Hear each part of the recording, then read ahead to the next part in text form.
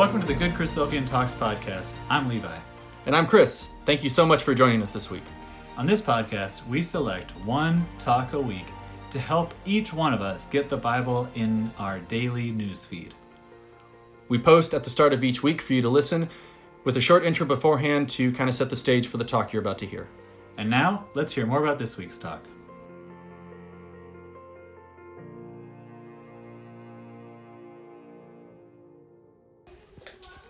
This class is the fifth class by Brother Jim Stiles, presented at the Busselton Bible School in Western Australia in 2011. I think this is a really great class. It's on James chapter 4, and this class left me kind of both challenged and encouraged on how to apply grace in our lives, like how we should be more gracious with our brothers and sisters. I think Jim this is him in his classic style, very personable, very Bible-based, but using practical examples in his own family and in his own ecclesia. And I was thankful to listen to this class, and I hope that you enjoy it. I did want to give a special shout out, I guess, commendation to the organizers of the Busselton Bible School.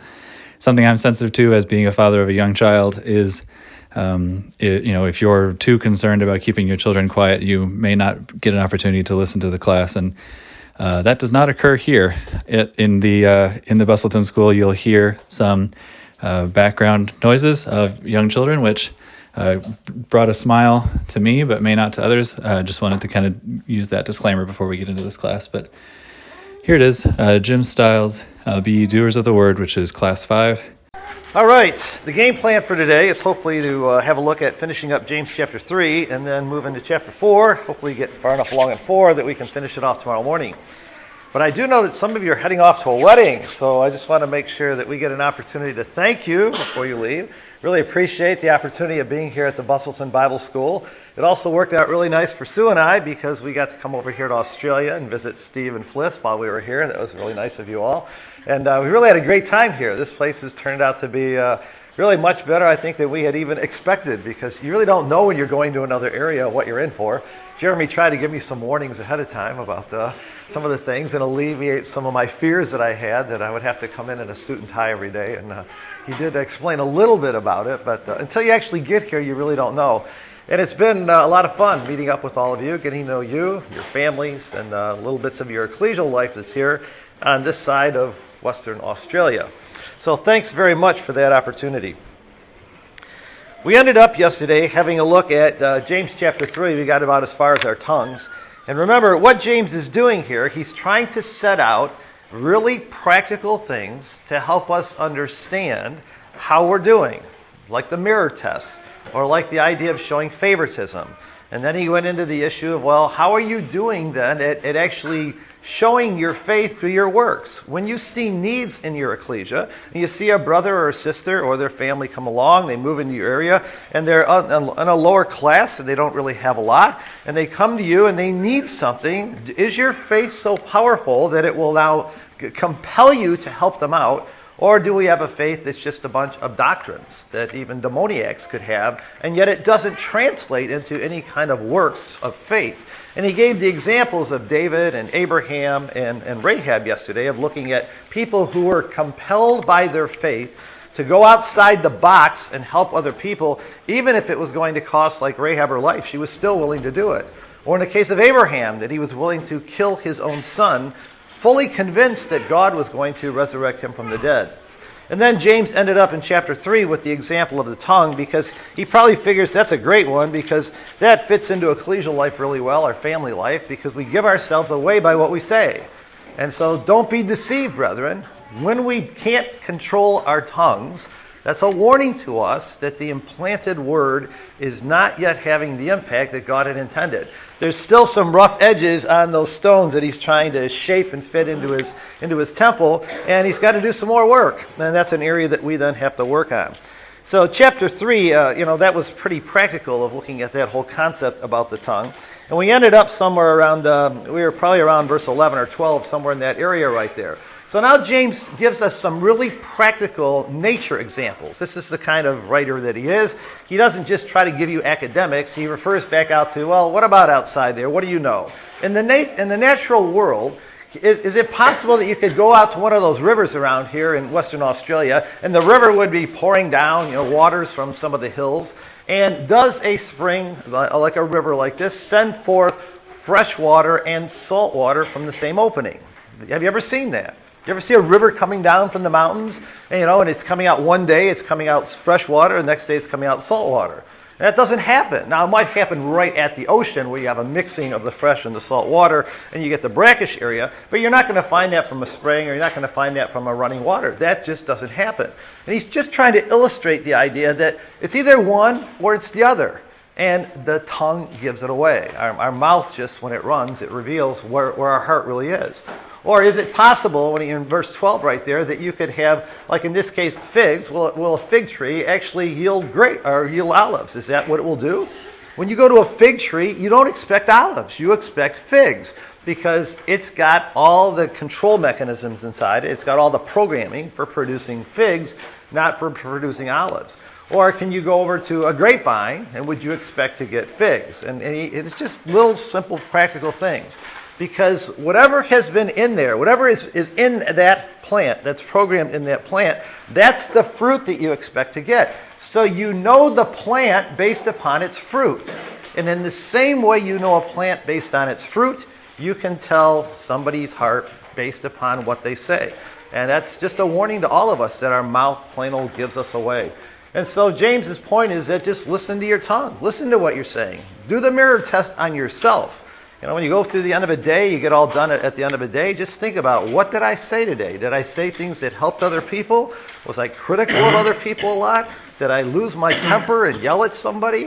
What's actually happening? Because what ends up occurring during the day is that our tongue gives us away as to where our treasure really is, because that's where our heart will be also. So what we want to do is just look at that as a very practical way. It's like a thermometer. You can measure how your spiritual growth is going by how you're doing at controlling your tongue. And that's not the only thing. Hey, let's face it, some of us are better than others at controlling our tongues just by nature. But everybody has to work on controlling their tongues. It really should have an impact upon our life. So then in verse 13 he goes on, and he looked at that section yesterday when he talks about, well, who's wise and understanding among you? Let him show by good conduct that his works are done in the meekness of wisdom. This is what should be generating these good works from us. That it's the idea of, like, everything okay? Shut this piano, you can catch the lean on it. Oh, thank you. You would have got a bang out of that, right? Just doing some maintenance here. Yes, thank you. That's good. See, that's good preventive maintenance, because you saw there that if I just went back there and leaned on it, that would have been the end of it. So, thanks. That's good. That's the kind of thing that we all have to do in family life and ecclesial life. We need people like watchmen that are like looking around at what could go wrong, and then they try to like stop it before it actually happens, rather than deal with the damage control later on. That's good. I'd like you as a member of my ecclesia. That would be good.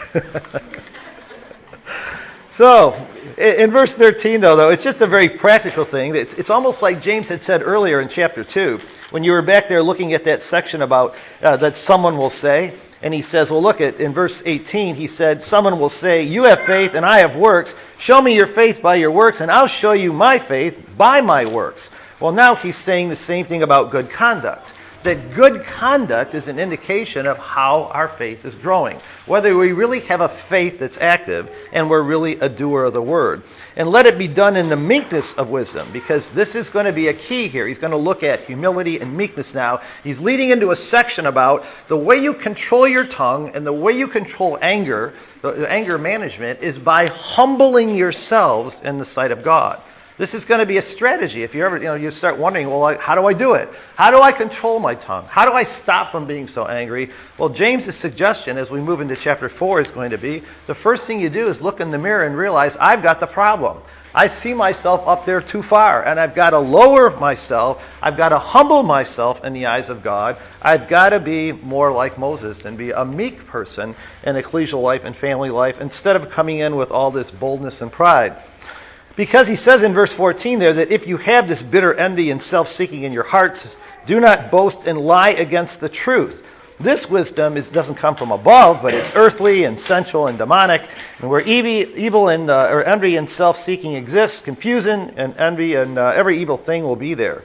But the wisdom that's from above is first pure, then peaceable, gentle, willing to yield, full of mercy and good fruits, without partiality and without hypocrisy.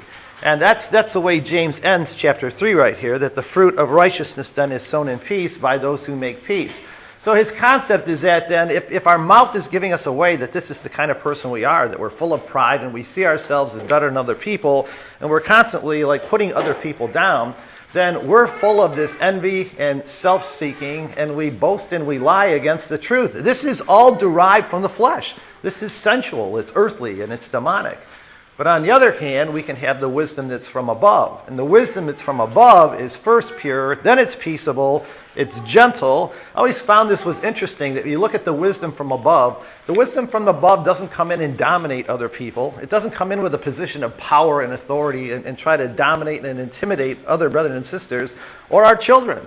Or children, we don't do that with our parents. But instead, it comes in pure, it's peaceable, it's gentle, willing to yield. I mean, that's very interesting that we can be willing to yield because we're using the wisdom that's full above, full of mercy and good fruits.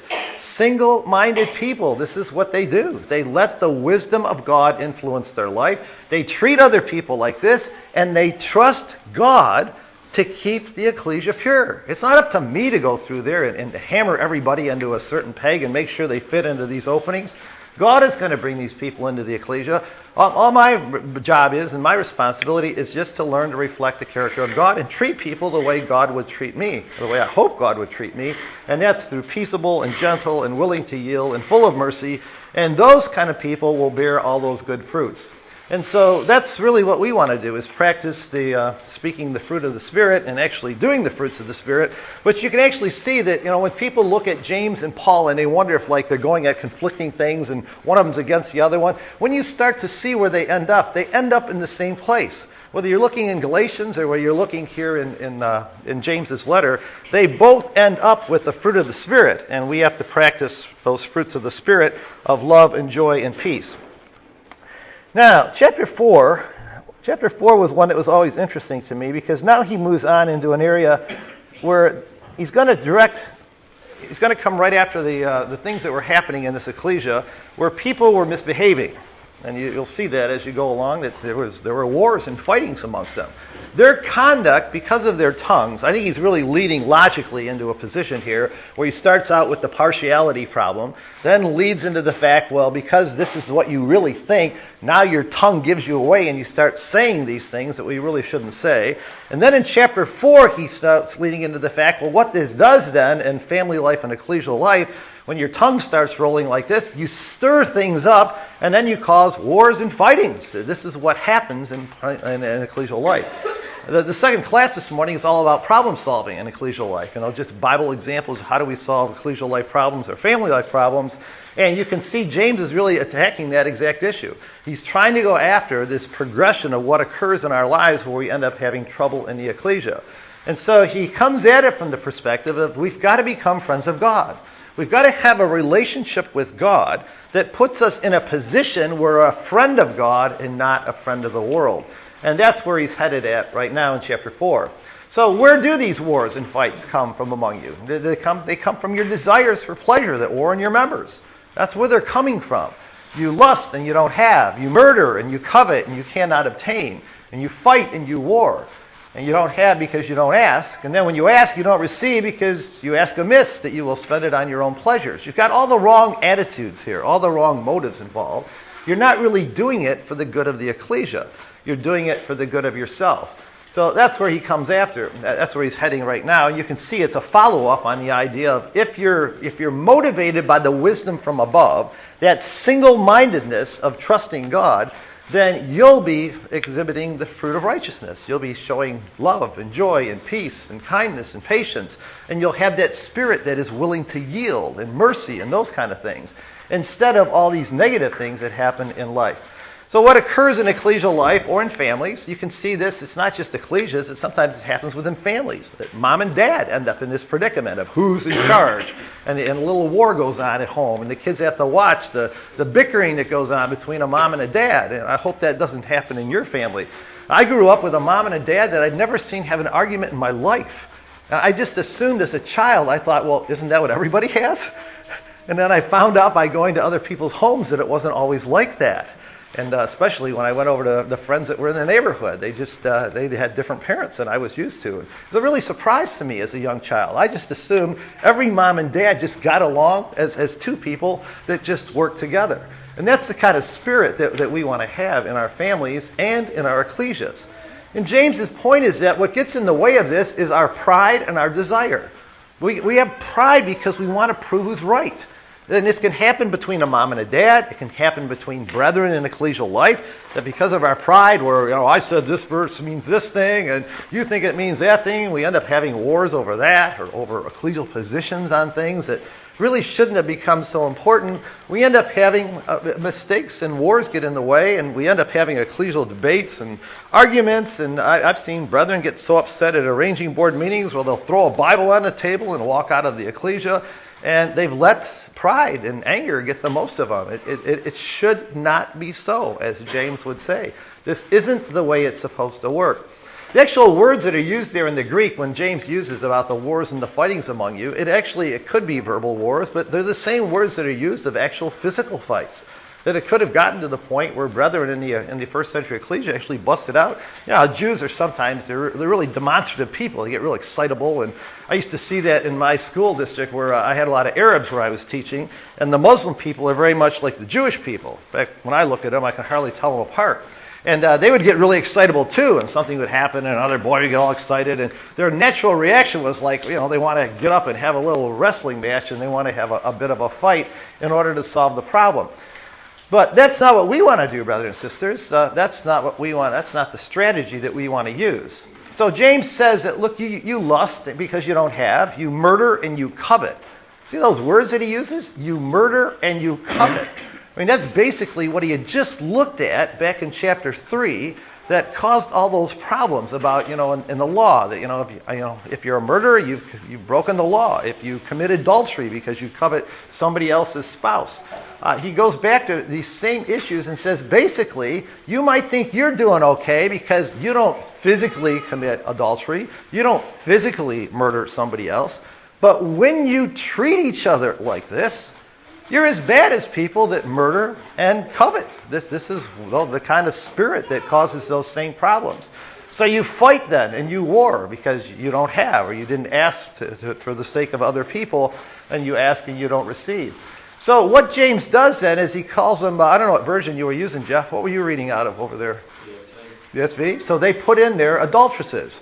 In the Greek, that's actually what it is. They actually had it right in there. It's only one word. He just calls them a bunch of adulteresses. And a lot of the versions put in adulterers and adulteresses, so they realize it's actually referring to both men and women. But what James does is he takes the ecclesia, and he looks at the ecclesia like you're all the bride of Christ. And what he says, when you act like that, you're like a bunch of adulteresses. That you've left your husband and you've gone out and taken on characteristics and made a partnership with another man. That's really what you're doing. You're as bad as somebody that's committed adultery. That's how he sees them. Because you're behaving like people of the world and you've committed spiritual adultery with your husband, with the Lord Jesus Christ. So that's why he uses that phrase. And then he throws in there that, don't you get it, that friendship with the world is enmity with God. And that was the passage I threw in as one of the bloopers as a possibility, because as a younger person, I used to go to a lot of CYC classes, and we'd have people talk to us, and they'd tell us that you can't have friends of the world, you can't have any friends in the world, because if you have friends of the world, friendship with the world is enmity with God. And they used to think the passage all applied to like young people having friends in the world. Not that we don't want to have all of our friends in the world, that's true, but there are some people around us. The way we help preach and the way we let people know is by having some friendships with people so that they can see what kind of person we are. We don't just have to seclude ourselves into isolation. But what it took me years to figure out is that the passage isn't about young people. The passage is about adults. It's about adults in family life and ecclesial life who act like the world.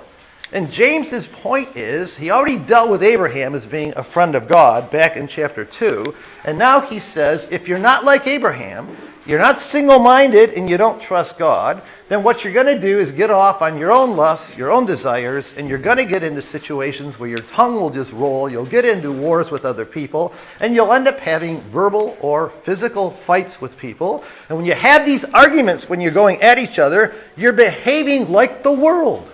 It's about behavior. It's not about who our friends are. And when you behave like the world, you've committed spiritual adultery and you're no longer a friend of God. Now you become a friend of the world. That's pretty serious there about our behavior. This is why when you read James, you can't go away from any kind of classes on James without realizing how much it applies in our own lives. So this is an area we all have to work on. We've got to be careful that we don't behave like the people of the world, that just do their behaviors just based upon their own lusts and their own desires. But instead, we want to be a friend of God. We want to have an awareness of God in our life.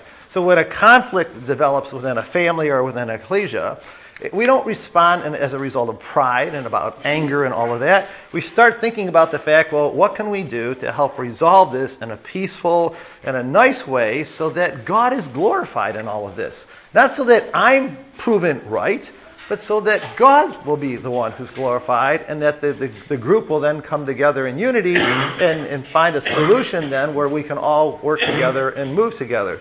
So that's a choice we have to make. You're either a friend of the world or you're a friend of God. You really can't be friends of both. And our behavior is what gives us away, or our tongue gives us away. When we talk like the people of the world and we respond in anger like the people of the world and we verbally lash out at one another, we are acting as friends of the world and we are at enmity with God. But on the other hand, when we trust God and what He says, we obey His commandments and we do what He says, believing that His way is right and He will take care of the situation, single-minded people can become friends of God. And that's really where we want to end up. And you know, brothers and sisters, I've seen so much in ecclesial life myself of people having discussions. And it's not about who uses the Bible and who doesn't. Let's face it. When you have ecclesial differences and disagreements, or even within families sometimes, everybody gets out a Bible. Let's face it, as Christadelphians, that's what we do. We all pick up our Bibles, and then we try to defend our position from our Bible. So it's not like one group is biblical and the other group isn't. We're all using Bibles. And so that doesn't necessarily solve the problem. We claim to use Bibles all the time, and everybody thinks that God is on their side. So that doesn't do any good either when you come into an argument like that or you come into a disagreement to use those kind of things. The difference is that some people feel compelled to force everybody else to their viewpoint.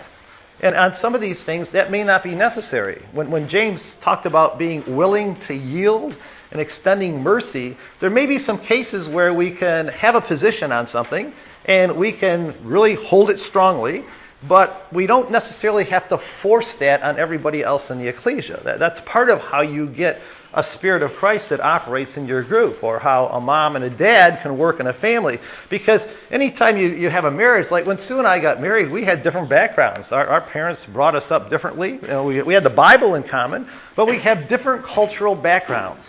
And so you can come together in a family and you're raising your children and you have to have a lot of discussions about, well, do you want to do it like mom did, or like your mom and dad did, or like my mom and dad did, or maybe both of them weren't right. Maybe we should be looking at what's the biblical way of doing this thing. And you have a lot of discussions like that. And in the end, what we have to all do is humble ourselves to realize I may not have the right answer here. You may have the right answer, or somebody else in the ecclesia may have the right answer. And if we all admit that from the beginning, that I'm not really sure whether I've got it right or not, let's lay it all on the table and look at the issue, then everybody has a chance to grow.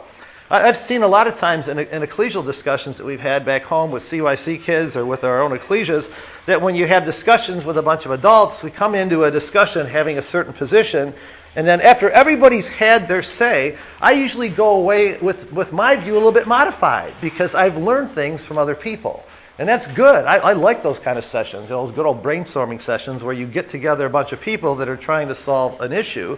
And in the end, my way doesn't have to prevail, or her way doesn't have to prevail, but we all come together, we talk it out, and we look for a solution that's best for our kids, or it's best for our ecclesia. And many times it isn't about me. And it just seems like what James is hitting at right here is that what causes a lot of the wars and the fightings is when we get on our soapbox and we come in with pride and we think that we have to convince everybody else that I'm right and we got to win them all over to my side. In fact, when Paul wrote to the Galatians, he actually covered that exact issue. And he says, don't you realize that those people that are on those soapboxes, those Judaizers, they don't really care about you. All they care about is that you join their side so they look better. Now, that's in Galatians 6 when he gets to the end of the letter. And he said to those Galatians, look at those people don't really care about you. All they care about is whether they can win you over to their side so they look better. And we don't want to be those kind of people in ecclesial life. And that's just a warning. You can see James and Paul were both having the same problem of folks getting up on the soapbox, trying to win people over to their side, not because it was God's side. Everybody says it's God's side, but it was really because they wanted more people on their side so they felt better, and their pride was being fed in this case. So he warns us that when you're going through this, one of the things is that you don't ask. The other problem is that you ask and don't receive, because either it's because of your pride, or because of your ecclesial status, or you're trying to put other people down, or within marriages. It could be for marital status that, mom wants to show dad that I know more about the Bible than you do, or dad wants to show mom that I'm a higher position than you. And this kind of thing can happen in marriages. It doesn't bring unity in the family, though. It doesn't help. So James just throws all this out on the table and says, look, this is the wrong spirit to have. You don't want to be like the Pharisee that sat there and said, I'm so glad I'm not like those other guys that are extortioners and unjust and adulterers, and this tax collector over there. Look at all the things I do for you. And we don't want to have that kind of spirit. And James, he's got the simplest solution to all this trouble. I guess the solution is just so simple, we tend to not believe that it would really work, but it does. So what we want to do then when these kind of problems develop in our families and ecclesias is we want to pray for God's help and his wisdom. This is one of those areas where we would ask for wisdom to understand. So we go back to Bible stories like this. We look at people like James who are covering issues of trouble in ecclesial life and family life, and you try to look at, well, what is the solution? What does the Bible tell us and guide us as to help those things out? We want to have a few people, like when you start looking at solving this in ecclesial situations, I've really discovered, at least for myself, I've watched this happen, it's a lot better to just have a few people in the ecclesia quietly meet together and try to work this thing out and come up with a solution that we can then present to the group and say, oh, here's something we think will actually work, rather than trying to have everybody out there all trying to solve it at one time. Sometimes big groups are difficult to move in a direction, and you just end up with more people that are really not following James's rules here, or James's guidance. And we leave out the people that are just too emotionally involved to work together for a peaceful resolution, because let's face it, sometimes some of us get so emotionally charged in an issue, we really aren't effective at solving the problem. That's just, honestly, we just got to admit it. We can get into it too much. It's too much. What's happened is it's become too much me. That's what we've done. We put me into it too much, and this now has become my issue, and I want to make sure it gets resolved the way I think is the right way. And instead, it would be better then at that point to step out of it and let some other folks handle it who aren't quite as emotionally involved. Now, there's an interesting passage right here that James throws in. And it'd be interesting to find out what you all think about this. But look at verse 5.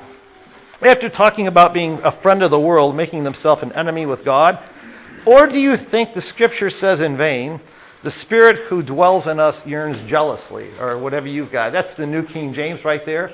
The NASB says, or do you think the Scripture speaks to no purpose? He jealously desires the Spirit which he has made to dwell in us. Now, where would that be coming from in James's letter? So that's back in chapter 1, when he talked about receiving with meekness the implanted word, which I really think he's building on right here in this case. If you go back and search your Bible, though, all the way, many people have done this and used computer programs, they've even searched the Septuagint, nobody can find where this phrase is actually coming from. It doesn't seem to be a direct quote.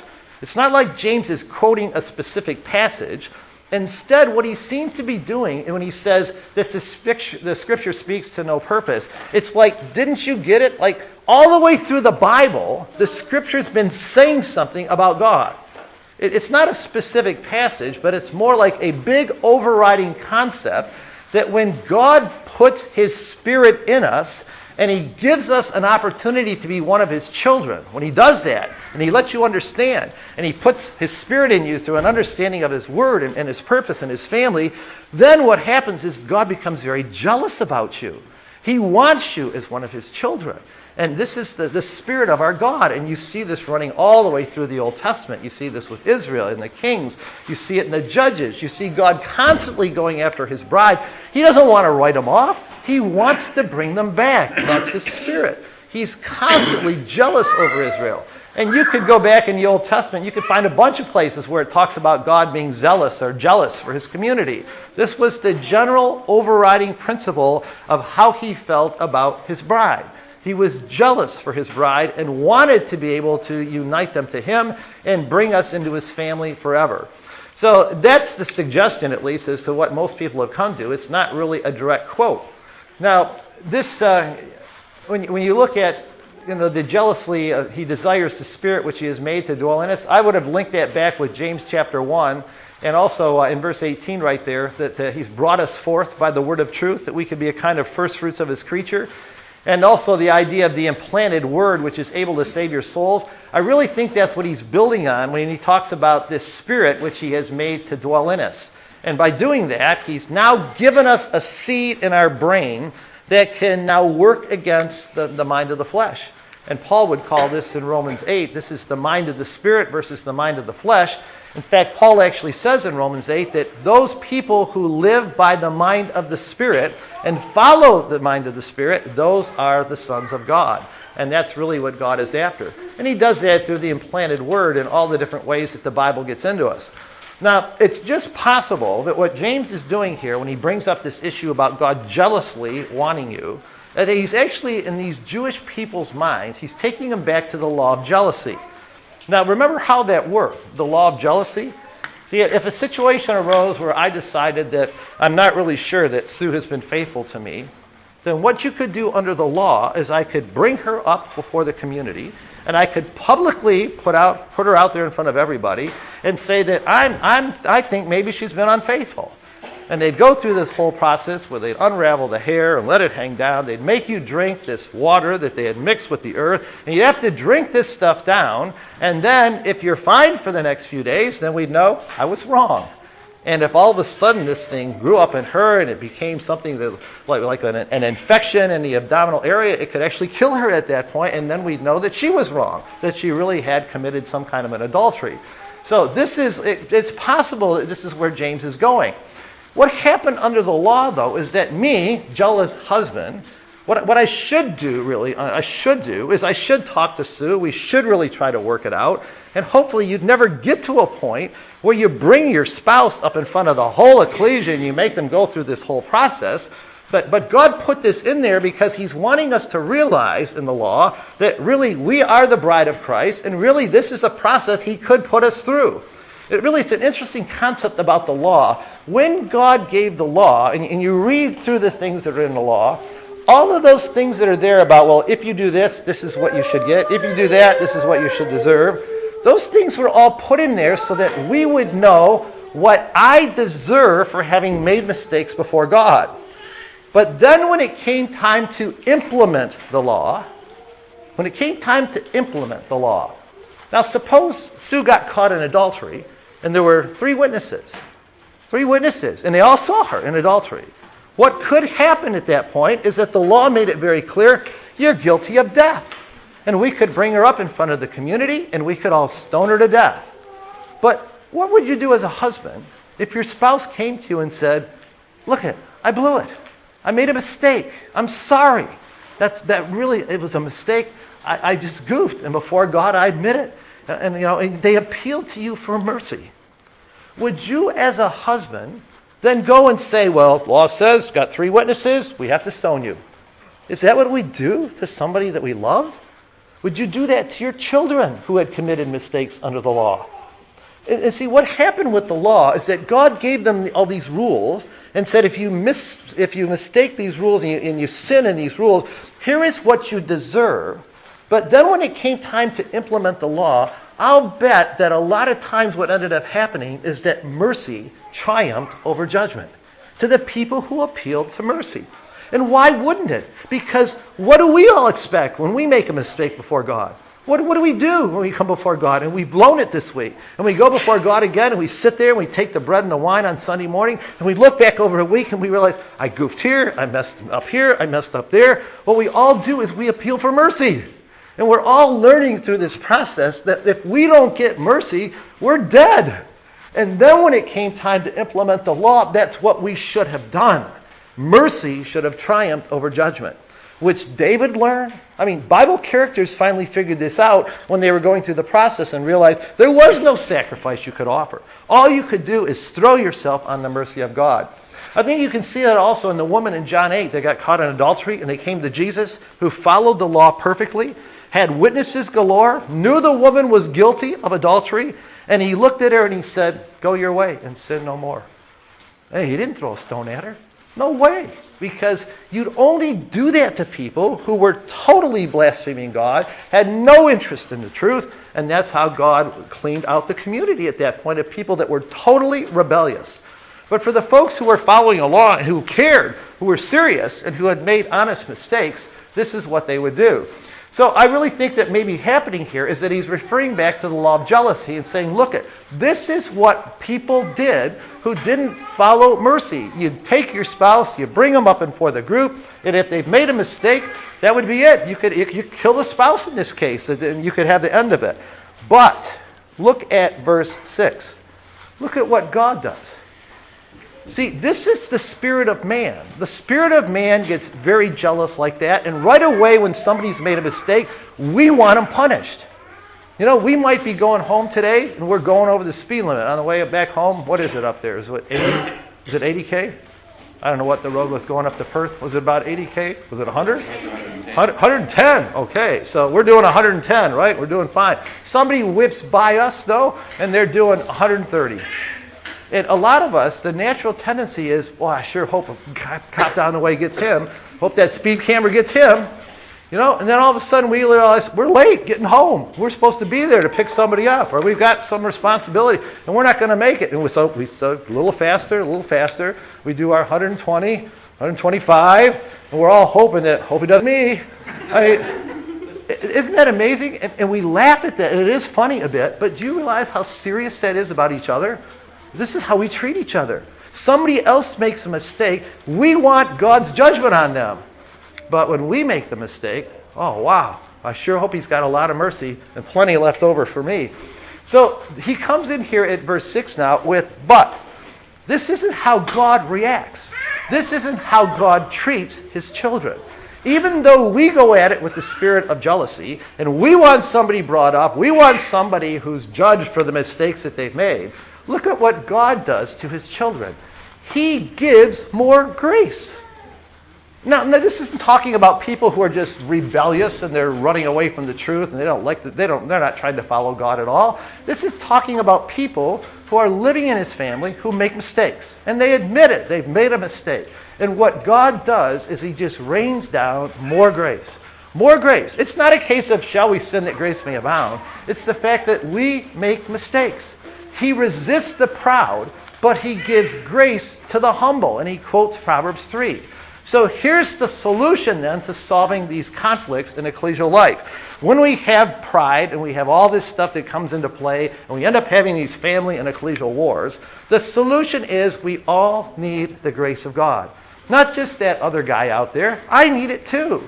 And what we do is we lower ourselves down to the fact that we all commit a lot of sins. We all make many mistakes. That's what Paul had said at the beginning, James had said at the beginning of chapter 3.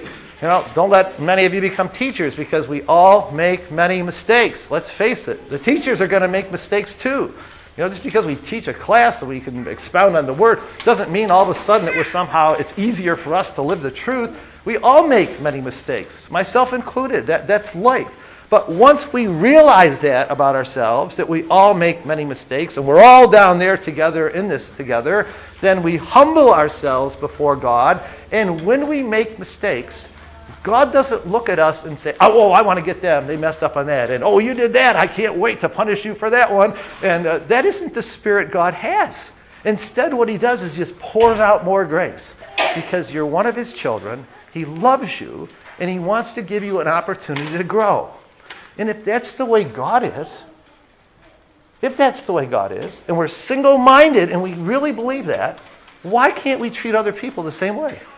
It's such a simple solution in life. We cut other people a lot of slack, the same kind of slack we'd want cut for ourselves. We give them some space. We give them some tolerance of the fact that, yeah, let's go home and realize everybody in your ecclesia is going to make mistakes next week. So what? We're all in this together, and we're trying to get to the kingdom. We're trying to learn about the character of God, and the ecclesia is where we can practice doing that, and hopefully we can practice it in families and ecclesias where people realize we make mistakes, and they're there to help us through our mistakes, not to just condemn us and to shoot us down and destroy us. So let's be a little bit more like God. He gives grace to the humble. He pours out more grace. And that really is the solution, brothers and sisters. It's not my solution, it's James' solution. The solution to this problem is humility. If we all really saw ourselves in the single-minded way of what we really are and how much we all individually need the grace of God, we wouldn't be condemning the other person. We wouldn't be putting ourselves up on a soapbox all the time and wanting my way to prevail. Instead, we would accept God's will and his decisions in our life, and that we wouldn't fight it like that. And we would, as James says, resist the devil, and he will flee from you. So our aim would be to be single-minded and believe that God is really in this. So he goes on and he says, look at in verse 8, cleanse your hands, you sinners, and purify your hearts, you double-minded. There's a change that has to take place, a change in attitude about how we treat each other. We cleanse our hands so we don't get involved in evil pursuits. We don't go after people and try to wring their necks with our hands. Instead, what we do is let God take care of it, and we help folks. We provide an ecclesial framework where we can help people to grow. I know when we moved to Stevie Valley and we looked at all the different ecclesias in California, and people thought, why would we ever join the ecclesia that we did? What we were really impressed at is that there were a number of members in the ecclesia who saw themselves, when you ask them, what do you think your ecclesia is doing for the community? They said, well, we're like a hospital. We take care of sick people. It was an interesting spirit. As opposed to thinking of themselves as like a fortress where we're holding out all the evil, they saw themselves as a hospital that was there to help the sick. And that we're all sick. We all need help. We all need the mercy of God. And it was a really good spirit those people had. And they do. They keep the truth alive. It's not like they just somehow subvert the truth and we just pretend that we don't have our doctrinal beliefs or that we somehow don't present God the right way. It's simply a case that we realize that, everybody's going to make mistakes. And so when they do, instead of trying to shoot them and step on them and wish they were out of the ecclesia, if they have a spirit of humility and they come to us and they say they're sorry or whatever it is, if that's the attitude of the people, then we provide a framework for them to try to get better. We'll do what we can to help you heal. And it's a really good spirit to have about folks in ecclesial life.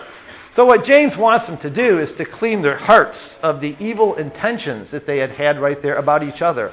If you can knock that stuff out and get rid of your feelings of wanting to take vengeance, wanting to judge other people for their mistakes, then we can be in a situation where we can help out, and God is more willing to help us out as well.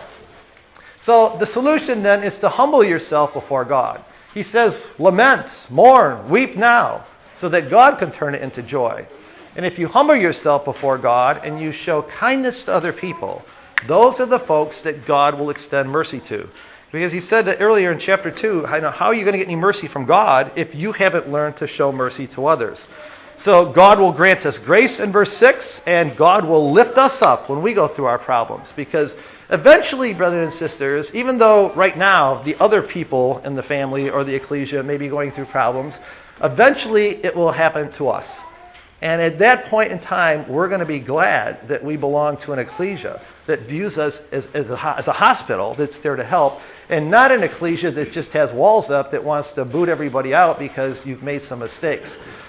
So James' solution then is to draw near to God. This is where it starts. We talk to God in prayer. We come to Him. We explain the situation. We take the problems to God.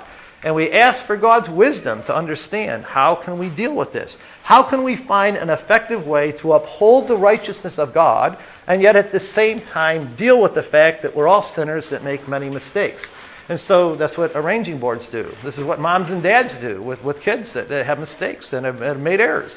They get together and they talk and they pray to God and try to figure out how can we make it very clear to people the right standard, the righteousness of God, but at the same time help folks that have failed to attain to God's standard.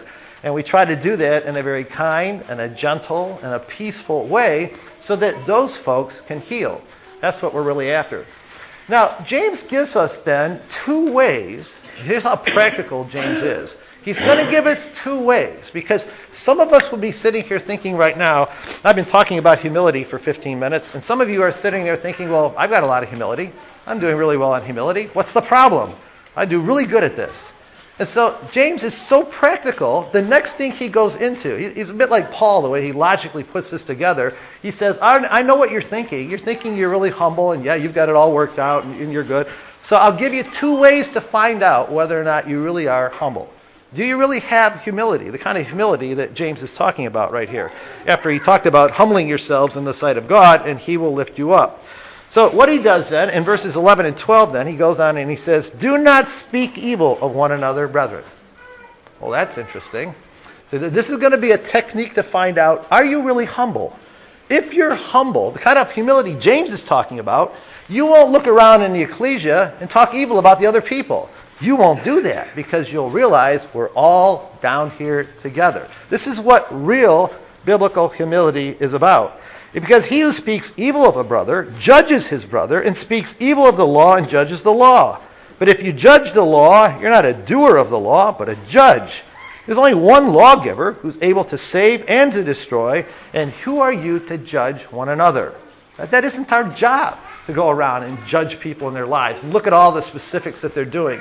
You know, what kind of car that they drive, what kind of clothes that they wear, what they do in their spare time. We're not going to go around and judge all those people. That isn't really what our responsibility is. God and the angels will take care of that. We provide a hospital, a framework to help people that are healing. So you might think you have humility, but if the mind that you have when you walk into the ecclesia is such that you look around and you're looking at thinking about what everybody else did during the week instead of how far I failed during the week, then we really haven't got the kind of humility that James is talking about. We don't want to be like that. And then he goes on about in verses 13 to 17, he talks about boasting in your economic situation. So that's where he goes. So first of all, he deals with the idea of speaking evil of one another and judging one another. And you can see that this is not something that's foreign from the Old Testament. It was right there in Leviticus 19. In fact, that whole section in Leviticus 19 has a whole bunch of things in there that are related to the idea of taking care of other people, service in ecclesial life, and not letting us get to the point where we're so proud that we think of ourselves as better than others.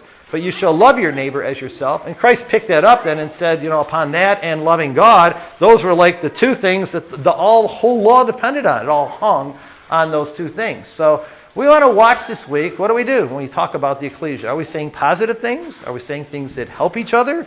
Or are we looking at other people and judging them and speaking evil of one another? If we're doing this, then that shows us we don't have the humility James is talking about. We're not the kind of person that God will then look at and be willing to extend more grace. And we don't want to put ourselves in that position. And the trick to understanding this, brethren and sisters, is that you have that single-mindedness that he talked about in chapter 1. I'm not the judge. God is. Christ is the judge. They will make the decision at the judgment seat.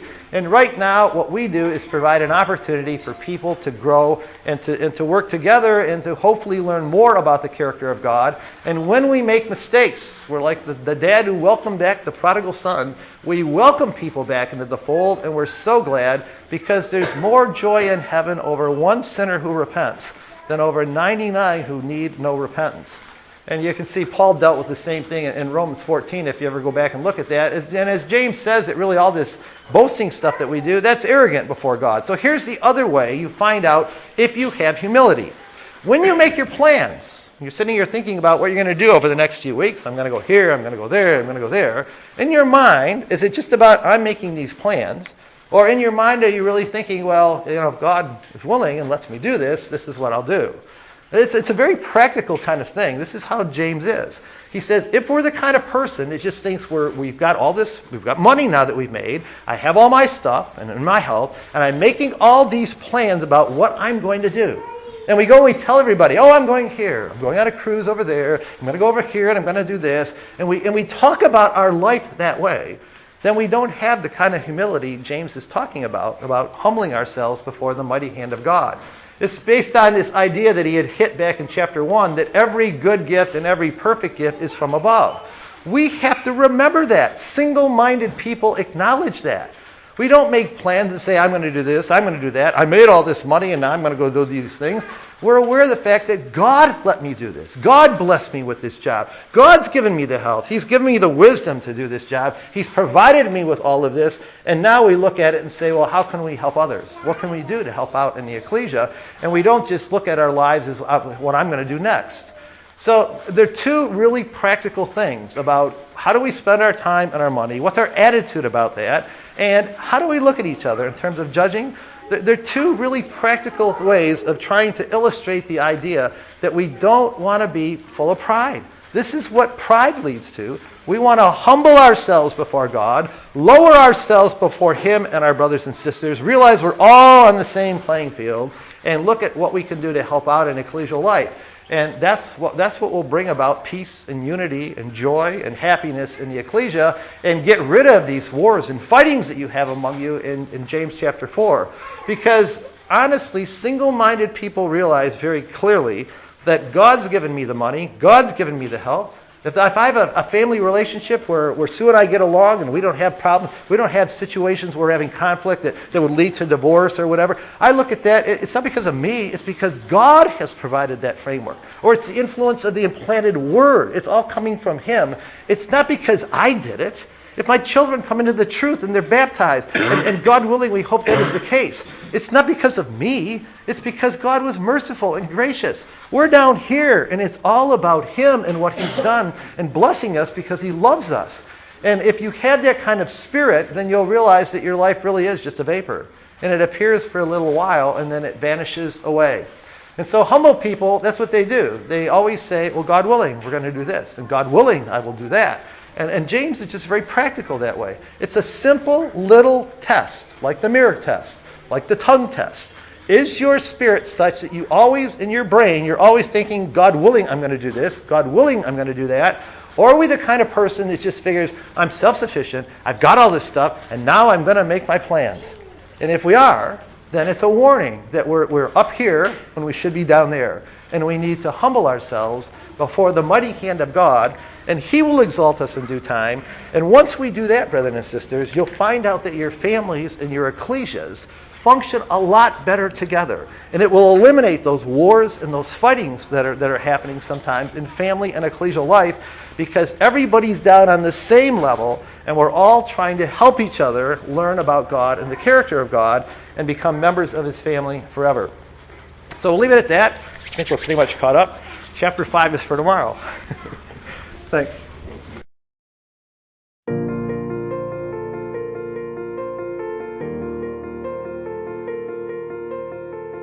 Thank you for listening to the Good Christadelphian Talks podcast.